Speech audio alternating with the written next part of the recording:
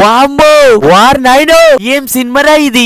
ఇందాకనే మన మాస్ మహారాజా రవితేజ ఇరుముడి movie చూసినామా.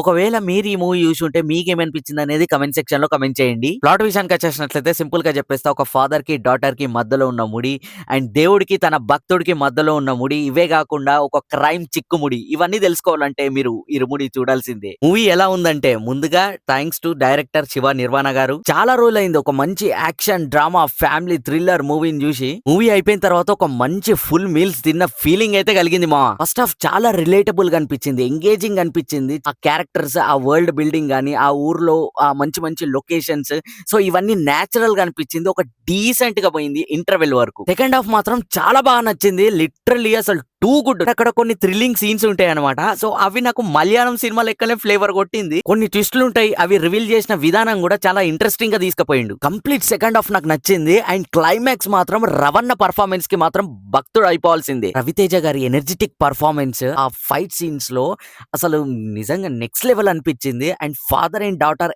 Emotion లో మాత్రము పీక్స్. అసలు రవితేజ స్టార్టింగ్ నుంచి ఎండ్ వరకు తన భుజాల మీద మోసినట్టు అనిపించింది సినిమా. మధ్యలో ఒక పాయింట్ రివీల్ చేస్తారు, ఆ రివీల్ చేసే విధానం, ఎగ్జిక్యూషన్ మాత్రం నాకు బాగా నచ్చింది.